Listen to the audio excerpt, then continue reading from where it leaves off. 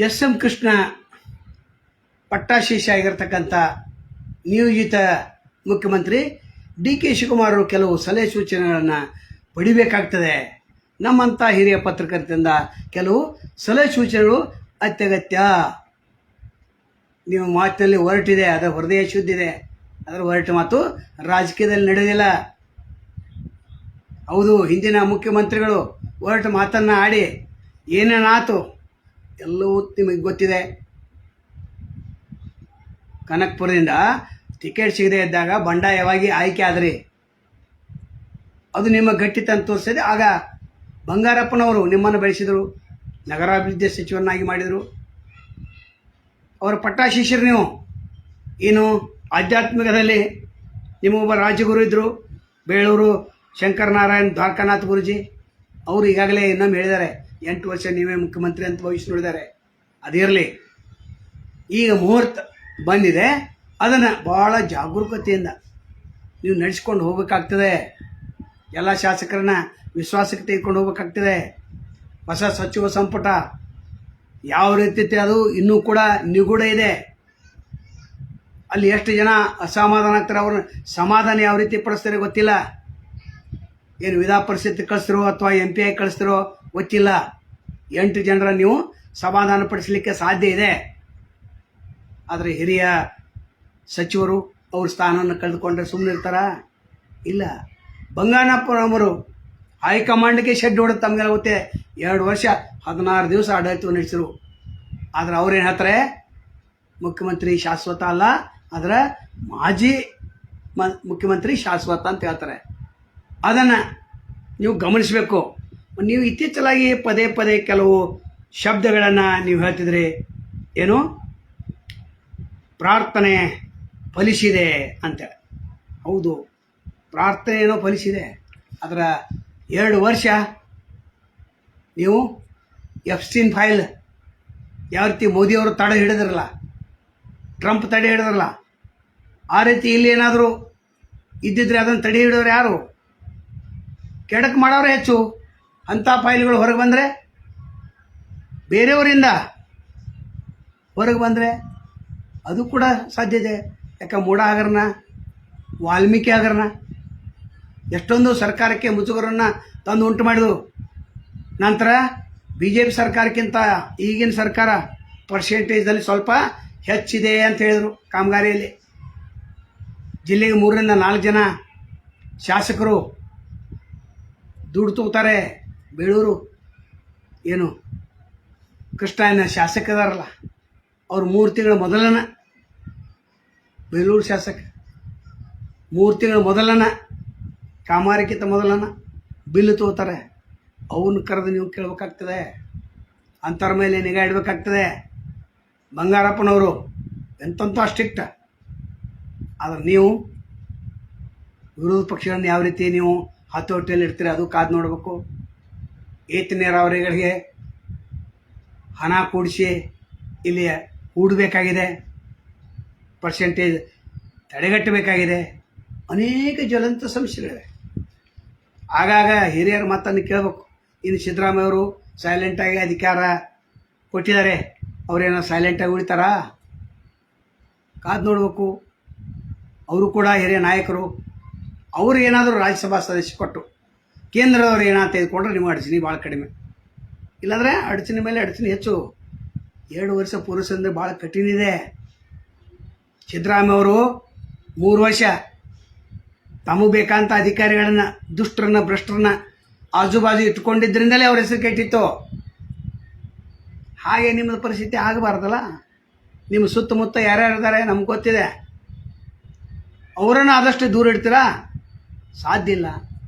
ದೂರ ಇಟ್ಟರೆ ಏನಾಗ್ತೈತೆ ಅನ್ನೋದು ನಿಮಗೆ ಗೊತ್ತಿದೆ. ಇದು ಮುಳ್ಳಿನ ಹಾಸಿಗೆ. 2 ವರ್ಷ, 1 ವರ್ಷ ಏನು ರಾಜ್ಯ ಆರ್ಥಿಕ ಸಂಕಟದಿಂದ ಬಳಲ್ತಾ ಇದೆ, ಬೆಲೆ ಏರಿಕೆ ಏರ್ತಾ ಇದೆ. ನಮ್ಮ ಮುದ್ರಾಂಕ ಶುಲ್ಕದಲ್ಲಿ ಎಕ್ಸೈಸಿಂದ, RTOದಿಂದ ಬರಬೇಕಂತ ಕೋಟಿ ಹಣ ಎಲ್ಲಿ ಸೋರಿಕೆ ಆಗ್ತದೆ ಅದನ್ನು ತಡೆಗಟ್ಟಬೇಕಾಗಿದೆ. 1 2 28 ಸಲಹೆ ಸೂಚನೆಗಳಿದ್ದಾವೆ. ಇನ್ನೊಂದು ವಿಡಿಯೋದಲ್ಲಿ ನಿಮಗೆ ಆ 28 ಸಲಹೆ ಸೂಚನೆ ಕೊಡ್ತೇವೆ. ಅದರಲ್ಲಿ ಎಷ್ಟು ಸ್ವೀಕಾರ ಮಾಡ್ತಾರೆ, ಎಷ್ಟು ಬಿಡ್ತಾರೆ ಗೊತ್ತಿಲ್ಲ. ಇನ್ನು ನುರಿತಂಥ ಸಚಿವರು ಅವರು ಸುಮ್ಮನೆ ಇರಬೇಕಲ್ಲ. ನೀವು ತಿನ್ನಲಿಲ್ಲ, ಅವ್ರ ಕಡೆ ಹೋದಂಥ ಫೈಲ್ಗಳಿಗೆ ತಕರಾರು ಅರ್ಜಿ ಬಂದರೆ ಅದನ್ನು ಯಾವ ರೀತಿ ನಿಭಾಯಿಸ್ತೀರಿ? ಕೇಂದ್ರಕ್ಕೆ ಏನಾದರೂ ಮುಗಿಸ್ಬೇಕಾಗ್ತದೆ. ಕಪ್ಪು ಕಾಣಿಕೆ ಅದನ್ನು ಕೂಡ ಕೊಡಬೇಕಾಗ್ತದೆ. ಇಷ್ಟೆಲ್ಲ ವಿಚಾರವನ್ನು ಇಟ್ಕೊಂಡು ನೀವು ಸ್ವಚ್ಛ ಆಡಳಿತವನ್ನು ನಡೆಸುವಂಥ ಪ್ರಯತ್ನವನ್ನು ಮಾಡಬೇಕು. ದೇವರು ಸಾಕಷ್ಟು ನಿಮಗೆ ದುಡ್ಡು ಕೊಟ್ಟಿದ್ದಾನೆ. ದುಡ್ಡು ಹಿಂದೆ ಬೆನ್ನು ಹತ್ತಿದರೆ ಮತ್ತೆ 2028 ಅಧಿಕಾರ ಬರೋದಿಲ್ಲ. ಸ್ಟ್ರಿಕ್ಟಾಗಿ ಆಡಳಿತ ನಡೆಸಿದರೆ ಮಾತ್ರ ಶ್ರೇಯಸ್ಸಿದೆ. 2028 ನೀವು ಬರ್ತಾರೆ. ಆದರೆ ಸ್ವಲ್ಪ ಎಡವಟ್ಟಾಯ್ತಂದರೆ ವಾಲ್ಮೀಕಿ ಹಗರಣದಲ್ಲಿ ಏನಾಯ್ತು, ಮೂಢ ಹಗರಣದಲ್ಲಿ ಏನೇನು ಪರಿಸ್ಥಿತಿ ಆಯ್ತು, ಮುಖ್ಯಮಂತ್ರಿನ ಫಜೀತಿ ಆಯ್ತು, ಎಲ್ಲ ಸೈಟ್ ಬಿಟ್ಟುಕೊಡುವಂಥ ಪರಿಸ್ಥಿತಿ ಬಂತು. ಅಲ್ಲಿ ಇಬ್ಬರು ಸಚಿವರೇ ರಾಜೀನಾಮೆ ಕೊಡುವಂಥ ಪರಿಸ್ಥಿತಿ ಬಂತು. ಒಂದೇ ವರ್ಷ ಆಡಳಿತ ನೀವು ನಡೆಸೋರು, ಇನ್ನೊಂದು ವರ್ಷ ಚುನಾವಣೆ ಪ್ರಕ್ರಿಯೆ ಪ್ರಾರಂಭ ಆಗ್ತೈತೆ. ಅದು ಕೇವಲ ಚುನಾವಣೆಯ ಬಗ್ಗೆನೇ ಜನ ಮಾತಾಡ್ತಾರೆ, ಅಭಿವೃದ್ಧಿ ಎಲ್ಲ ಮರೆತು ಬಿಡ್ತಾರೆ. ಈ ಒಂದು ವರ್ಷದಲ್ಲಿ ಅಭಿವೃದ್ಧಿ ಮಾಡಿ ತೋರಿಸಿ ಮತ್ತು ಈ ಗ್ಯಾರಂಟಿ ಅನ್ಕ ನೀವು ಮುಂದುವರಿಸ್ತಾರೆ. ಅದರಲ್ಲೇನು ಇದು ಕಡಿಮೆ ಇಲ್ಲ, ಅಲ್ಲೇನಾಗೋದಿಲ್ಲ. ಆದರೆ KSRTC ನೌಕರರ ಬಾಕಿ ವೇತನ, ಪಿಂಚಣಿ ಸರಿಯಾಗಿ ಬರ್ತಾ ಇಲ್ಲ ಅಂತ ತಕರಾರು, ಇಂದಿರಾ ಕಿಟ್ಟ 6 ತಿಂಗಳದ ಕೊಡ್ತೇವೆ, ಇಂದು ಕೊಡ್ತೇವೆ, ನಾಳೆ ಕೊಡ್ತೇವೆ ಅಂತೇಳಿ ಆಹಾರ ಮಂತ್ರಿ ಹೇಳ್ಕೊತ ನಡೆದಾರೆ. ರೈತರ ಏನು 81 ಸಕ್ಕರೆ ಕಾರ್ಖಾನೆ ಮುಂದೆ ಅಥವಾ ಹಿಂದೆ ಡಿಜಿಟಲ್ ಯಂತ್ರಗಳನ್ನು ಕೂಡಿಸ್ಬೇಕಾಗೈತೆ ಸರ್ಕಾರದ್ದು, ಕಬ್ಬಿನ ತೂಕದ ಯಂತ್ರಗಳನ್ನು.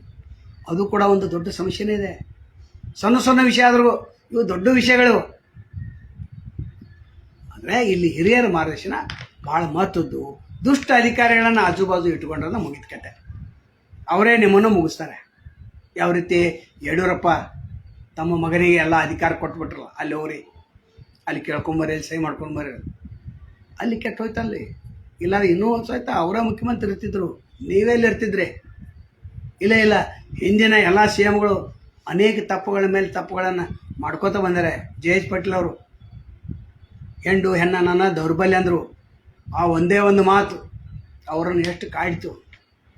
ಅದಕ್ಕೆ ಮಾತಾಡೋಕ್ಕಿಂತ ಮೊದಲು ಭಾಳ ಸಂಯಮದಿಂದ ಇರಬೇಕಾಗ್ತದೆ.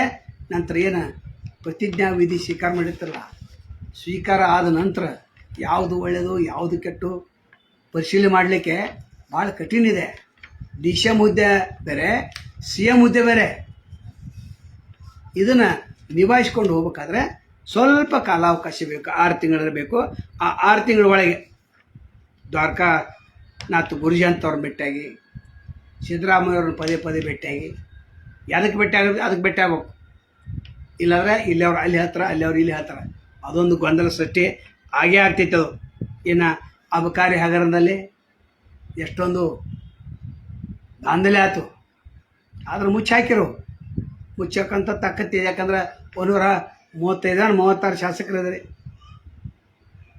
ಇಲ್ಲಿ ಬೆಳಗಾವಿ ಜಿಲ್ಲೆಯಲ್ಲಿ ಅಬಕಾರಿ ಮಂಜುನಾಥ್ ಮಹಾಭ್ರಷ್ಟ 100 ಕೋಟಿ ರೂಪಾಯಿ ಆಸ್ತಿ ಇದೆ.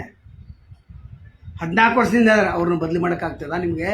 ಮುಖ್ಯಮಂತ್ರಿ ನೀವು ಅಬಕಾರಿನ ನಿಮ್ಮ ಕಡೆ ಇಟ್ಕೊಂಡ್ಬಿಡ್ರಿ, ಬರೋಬ್ಬರ ಆಗಿಬಿಡ್ತೀವಿ ಹಣಕಾಸು ಮತ್ತು ಅಬಕಾರಿ. ಯಾಕಂದ್ರೆ ಹೆಚ್ಚು ರಾಜಸ್ವ ಬರೋ ಅಬಕಾರಿಯಿಂದನೇ. ಇಂಥ ಮಂಜುನಾಥ್ ಅಂತ ಭ್ರಷ್ಟ ಅಧಿಕಾರಿಗಳನ್ನ ನೀವು ದೂರ ಇಟ್ಟರೆ ಅಥವಾ ಹೊರಗೆ ಮಾಡಿದರೆ, ಅಲ್ಲಿ ನಿಷ್ಠಾವಂತಂತಂದರೆ 8 ಜಿಲ್ಲೆ ಅಬಕಾರಿ ಎಷ್ಟು ದೊಡ್ಡ ಪ್ರಮಾಣದಲ್ಲಿ ಬರ್ತೈತೆ. ಅದು ಬದಲು ಮಾಡೋಕ್ಕೆ ಸಾಧ್ಯ ಇದೆಯಾ? ಬದಲು ಮಾಡಿದ್ರೆ ನಿಮ್ಮನ್ನು ಬದಲಿ ಮಾಡುವಷ್ಟು ಶಕ್ತಿ ಜಾರಕಿಹೊಳಿ ಸಹೋದರಿಗಿದೆ. ಅದನ್ನು ಕೂಡ ನೋಡ್ಕೊಳ್ಬೇಕು. ಇಲ್ಲಿ ಬೊಕ್ಕಸಕ್ಕೆ ಹರಿದು ಹಣ ಬರಬೇಕು, ಎಲ್ಲಿ ಸೋರಿಕೆ ಆಗಬಾರ್ದು. ನಂತರ ರೇಟ್ ಫಿಕ್ಸ್ ಇದೆಯಲ್ಲ, ತಹಶೀಲ್ದಾರ್ಗಿಷ್ಟು, ACಗಿಷ್ಟು, IPS ಎಷ್ಟು, IASಗಿಷ್ಟು ಅಂತ, ಅದು ಕೂಡ ಫಿಕ್ಸನೇ ಇದೆ. ನನ್ನ ಕಡೆ ಯಾವ ಫೈಲ್ ಬರ್ತವೆ ಅಲ್ಲಿ ಯಾವುದೇ ಲಂಚವನ್ನು ಸ್ವೀಕಾರ ಮಾಡೋದಿಲ್ಲ. ಲಂಚ ಮುಕ್ತ ಕರ್ನಾಟಕ ನೀವು ಮಾಡಿದ್ರೆ KR ಪಕ್ಷ ಬರೋದನ್ನೇ ಇಲ್ಲ. ಅವ್ರ ಟಾರ್ಗೆಟ್ ಅದು ಲಂಚ ಮುಕ್ತ ಕರ್ನಾಟಕ ಮಾಡ್ತೇವೆ, ನಮ್ಗೆ ಓಟ್ ಹಾಕಂತ. ನೀವು ಆ ರೀತಿ ಘೋಷಣೆ ಮಾಡಿದ್ರೆ ಅವ್ರು ಹವಾ ತೆಗೆದಂಗನೆ. ವಿರೋಧ ಪಕ್ಷವರು ನಿಮ್ಮದು ಪರ್ಸೆಂಟೇಜ್ ಅಷ್ಟಿತ್ತು, ನಿಮ್ಮದು ನೋಡ್ಕೊರಿ, ನಮ್ಮದೇನು ನೋಡ್ಕೋತೀರ ಅನ್ನಬಾರ್ದು. ಪರಿಶೀಲನೆ ಮಾಡ್ತೇನೆ ಅಂತ ಹೇಳೋದು. ಕೇಂದ್ರ ಕಡೆ ಯಾವುದೇ ಬಟ್ಟು ಮಾಡಿ ತೋರಿಸುವಂಥ ಅಗತ್ಯ ಇಲ್ಲ.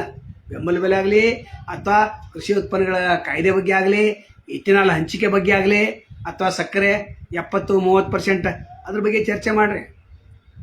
70-30 ಅಂದರೆ ಉದ್ಯೋಗಪತಿಗಳು 70% ಸಕ್ಕರೆ ಉಪಯೋಗ ಮಾಡ್ತಾರೆ, ಕೋಕೋ-ಕೋಲಾ, ಚಕ್ಲೇಟ ಅಲ್ಲಿ ಇಲ್ಲಿ ಅಂತ. ಅದನ್ನು 60 ರೂಪಾಯಿ 70 ರೂಪಾಯಿ ಪರ್ kg ಇಡ್ರಿ. ಇಡುವಂಥ ವ್ಯವಸ್ಥೆ ಕೇಂದ್ರ ಸರ್ಕಾರಕ್ಕೆ ಮನವಿ ಮಾಡ್ಕೊರಿ.